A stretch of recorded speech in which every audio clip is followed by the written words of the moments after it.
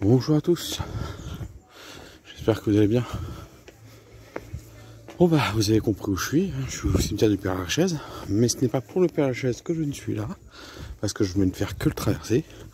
En fait, je suis sur l'ancienne commune de Charonne, et je vais d'abord aller à l'église de Saint-Germain de Charonne, si je ne me trompe pas, pour commencer ma visite du quartier de Charonne.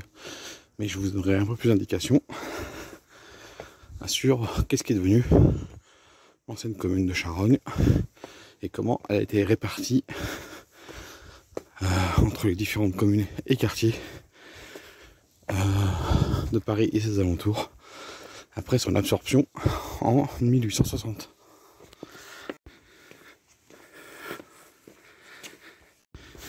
Et bien il y a du monde dans ce jour automnal au Père-Lachaise. Ah non, c'est vrai, on n'est pas encore en automne, on est en été, mais on a une petite vague de froid en ce moment, donc on est comme si c'était l'automne. Allez, je vais sortir du cimetière et on va aller vers la prochaine destination.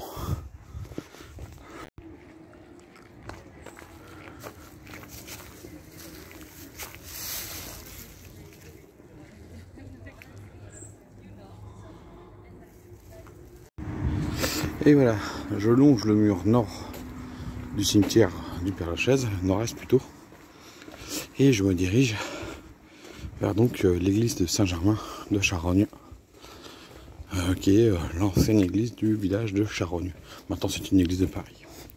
Alors, il faut savoir que le village de Charonne a existé du XIe siècle jusqu'au milieu du XIXe siècle, et il a été absorbé par Paris en 1860, et le village de Charonne avait 12 000 habitants au moment où il s'est fait absorber.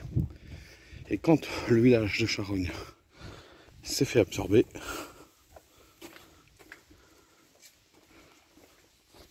et ben, il a été divisé en plusieurs parties. D'abord, tout ce qui est maintenant à l'est de du périph'. Il y a deux morceaux qui ont été transmis à Bagnolet et un morceau qui a été transmis à Montreuil. Et ensuite, au sein de Paris, donc la village de Charonne a été coupée en trois quartiers.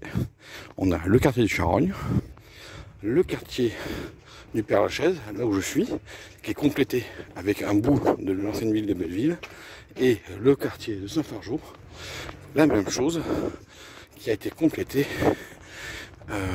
avec une partie de Belleville. Voilà, et nous on va aller voir le quartier de Charonne, qui représente à peu près 50% de la surface de l'ancienne commune de Charonne.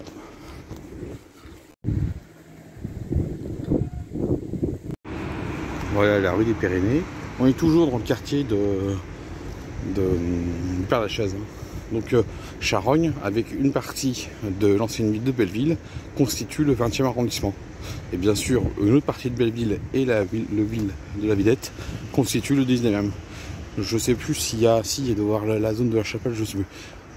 En tout cas, voilà. Mais nous, on reste dans le 20e.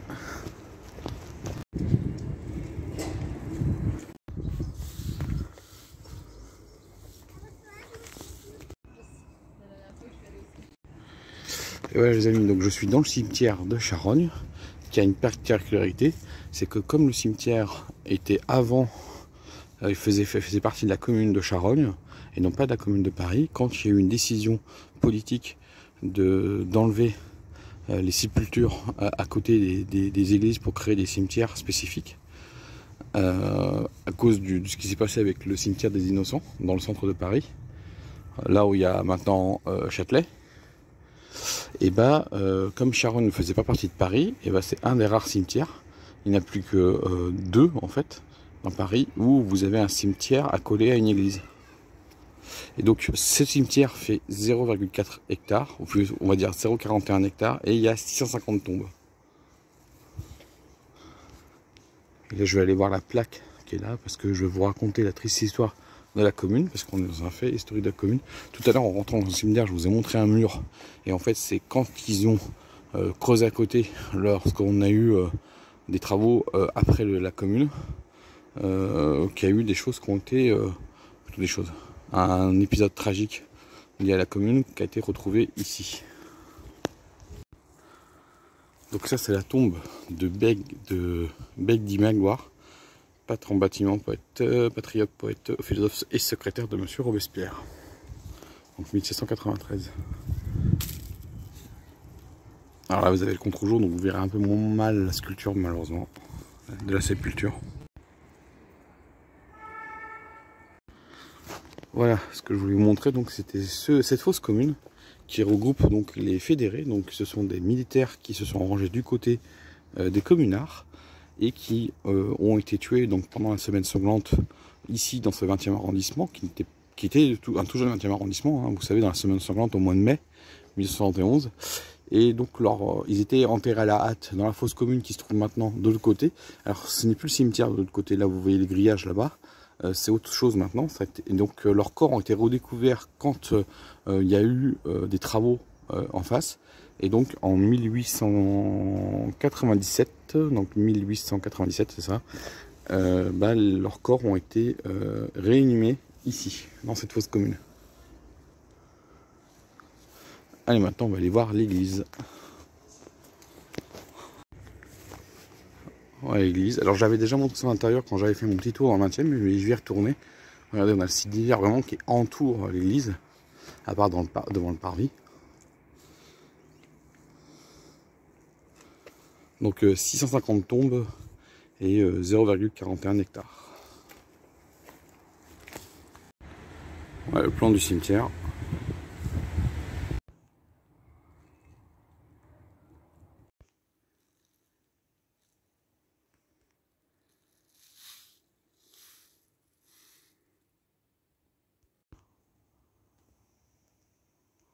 Voilà, donc je suis à la sortie de l'église et devant nous c'est la rue de Sainte-Blaise, donc c'est le quartier de Charogne. Donc là je suis encore dans le quartier du Père-Lachaise et en face de moi c'est le quartier de Charogne.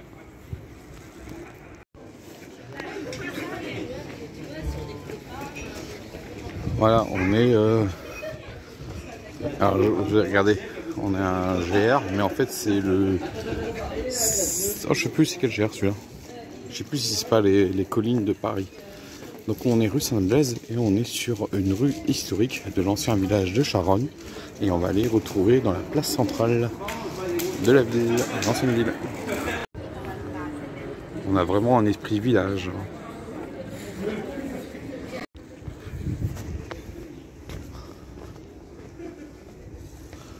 Le passage des deux portes.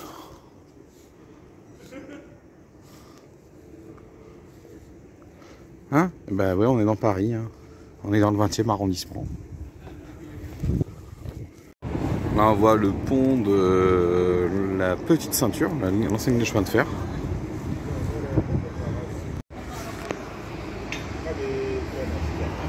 Donc on est sur l'ancienne place du l'ancien centre-ville de l'ancien village de Charogne, place de la Grève.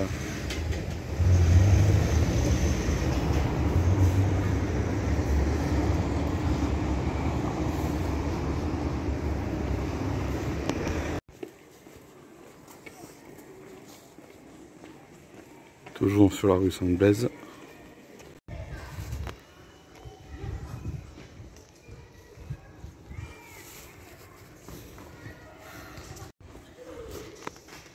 Voilà un de ces nombreux petits parcs de Paris, un peu cachés.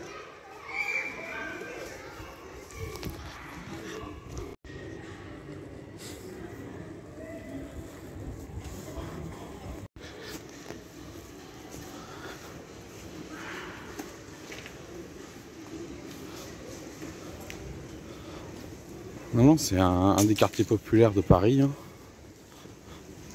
Alors là, on est dans le quartier de Sainte-Blaise, à l'intérieur du quartier de Charogne.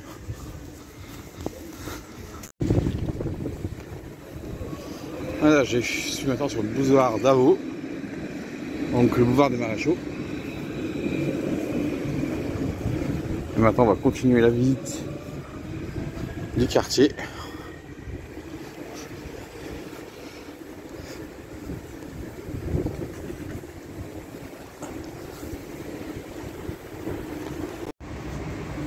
Et parfois un jardin de pareil, ça peut être que ça. Hein.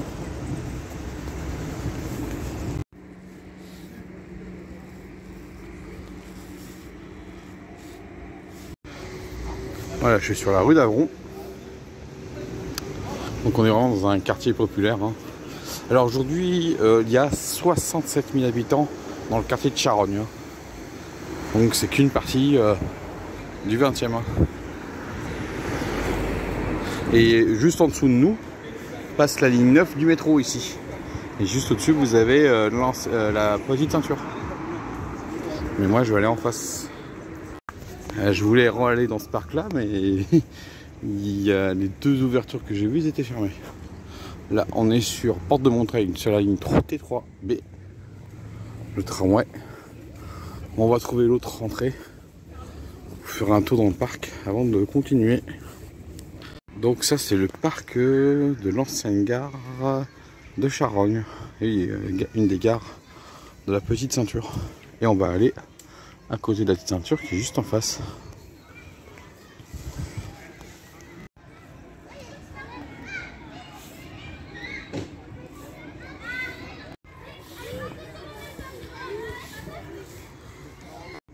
Et voilà, on est sur la petite ceinture.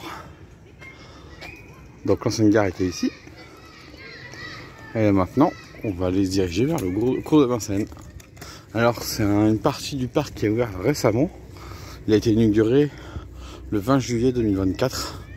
Mais ça a ouvert juste un petit peu avant. Vous voyez encore les rails qu'on a. Et parce que c'est reconversible, c'est-à-dire que si on veut repasser des trains, on peut le faire. Bon, franchement, pour moi, à vie personnelle, j'ai pas envie. Hein. Donc voilà, un nouveau parc de Paris. Et vous avez des petites affichettes. Pas affichettes, hop là, vous voyez, le bazar, toutes ces compagnies. Et donc là, on est donc sur la coulée verte de la petite ceinture du 20e. Et dès qu'on passe le cours de Vincennes, on est sur celle du 12e. Mais je ne sais pas s'il y a une liaison entre les deux. Parce que du côté du 20e, c'est aussi aménagé. Mais je ne sais pas si ça va jusqu'à la cour de Vincennes. Alors on appelle ça maintenant ce qu'on appelle le bois de Charogne. Mais il faut laisser aux plantes le temps de pousser. Pour qu'à la fin, ça devienne un vrai bois. Un bois urbain. Et là, ici, ce que vous voyez là, c'est l'atelier de maintenance de Charogne, de la ligne du métro. Ah, c'est les ateliers de la RATP. Et c'est le seul endroit où on peut avoir les trains du métro dans Paris qui traversent une route. Alors je sais pas si je le verrai, parce que c'est juste après l'atelier. C'est avant que ça aille dans le tunnel.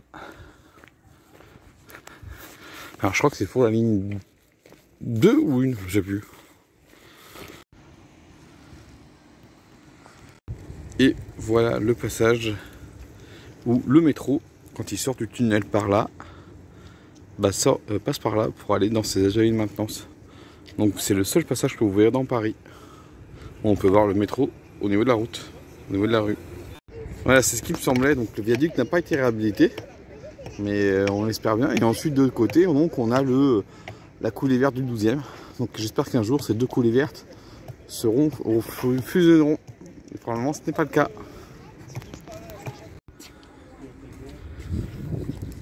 Et là, on a les plantes sauvages, les graminées. Et voilà, j'arrive bientôt à cours Vincennes. Voilà, donc pour le moment, le viaduc, il faut qu'il soit réhabilité pour qu'il le prolonge jusqu'à pour que la coulée verte soit prolongée jusqu'à la coulée verte du 12e. Donc là, on est à la fin, on est à la partie sud du quartier de Charogne. On est même à la fin de la ville de l'ancienne ville de Charogne même. Je crois même que j'ai dépassé un tout petit peu parce que je crois que c'est la rue de Lagny qui faisait en fait office de limite avec l'ancienne commune qui était ici, qui doit être Bercy ou si je me trompe pas, ou Saint-Mandé aussi à un moment donné. Je crois que ouais, il y a aussi Saint-Mandé qui a été bouffé aussi par Paris. Voilà. Allez, on va aller voir un autre parc. Voilà, donc là on est sur le terminus du T3 bis et du T3A, porte de Vincennes. Voilà, je suis dans le square Jeanne. Donc c'est bien ce qui me semblait. Là je suis plus du tout dans sur l'emprise de l'ancienne commune de Charogne, mais dans l'ancienne partie qui était avant à Saint-Mandé. Et oui, parce que Saint-Mandé aussi a été coupé. La ville de Saint-Mandé qu'on connaît, c'est ça qui est à l'extérieur de l'enceinte de Thiers. Mais là on était dans la ville de Saint-Mandé, l'ancienne ville de Saint-Mandé, avant qu'elle soit rattachée à Paris. Et là, si je ne me trompe pas, ce sont des logements sociaux. Les fameux HLM des années 20.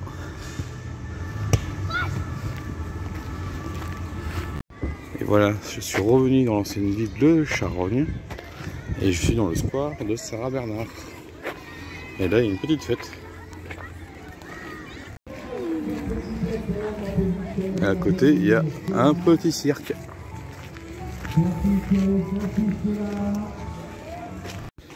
Voilà, je suis dans la rue de Buzenfall. Et je sais qu'il y a une station de métro pas très loin. En fait, c'est une station de métro de la ligne 9. Et puis, j'ai encore 2 endroits à voir dans le quartier de Charogne. Voilà, je suis revenu au niveau de la rue d'Avron. Donc, vous voyez l'entrée de la station de métro de Buzenval.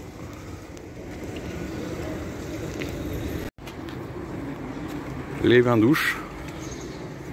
Donc un des nombreux bains-douches de Paris. Voilà, je suis rentré dans le jardin de Casque d'Or. Là à côté vous avez un terrain de basket. Terrain de football. Et nous on va aller traverser le jardin pour rejoindre la prochaine destination.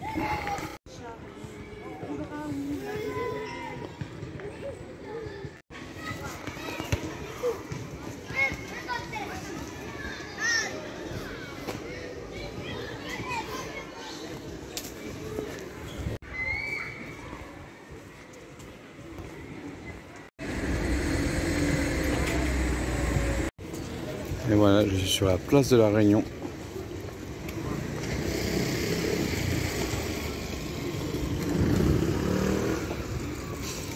Je crois que oui, c'est dimanche le marché ici.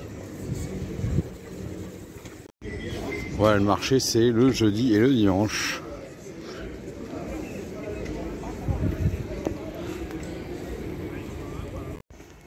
Maintenant, je me situe dans la rue Alexandre Dumas, le célèbre écrivain. Et pas très loin, il y a la rue de Monte Cristo.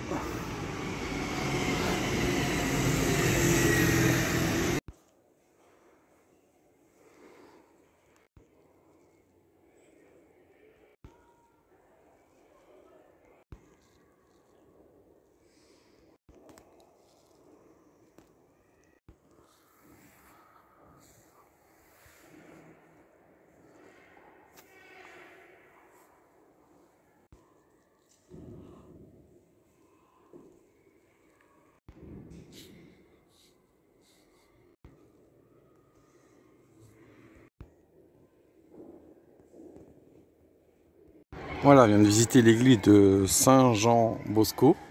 Donc c'est un prêtre italien qui a été donc canonisé. Et c'est un prêtre qui a vécu au 19e siècle et qui a consacré sa vie à aider les enfants les plus pauvres, voilà, auprès de l'enfance. Et donc là on a une de ces congrégations, c'est ça? Voilà, qui se trouve ici dans le 20e arrondissement.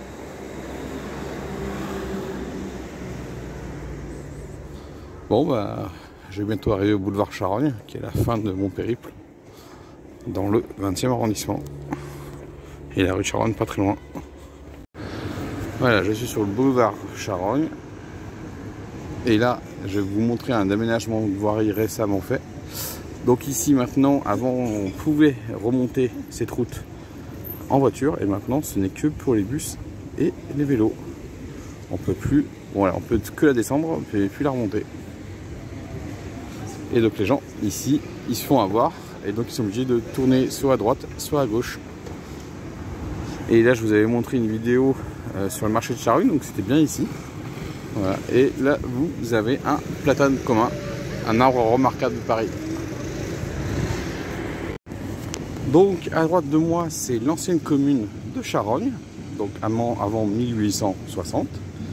Et à gauche de moi, ce qui est maintenant le 11e arrondissement, parce que là, on est sur le 20e, là, on est sur le 11e. Et ici, c'était l'ancien 8e arrondissement. C'est une manif, pourquoi? C'est une manif gilet jaune.